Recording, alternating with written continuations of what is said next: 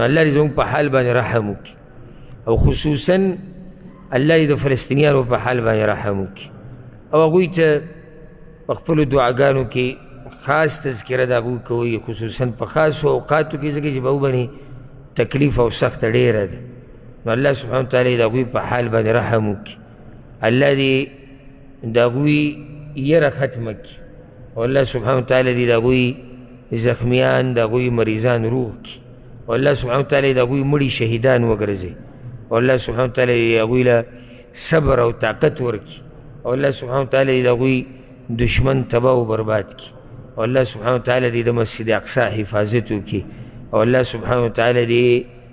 د دین اسلام دشمن او د دین اسلام بدنامونکي او د قرآن او د حدیث دشمنان او د اسلام دشمنان دې الله ذلیل او رسوا کړي دنیا او آخرت کې. هذا والله أعلم، وصلى الله وسلم على نبينا محمد.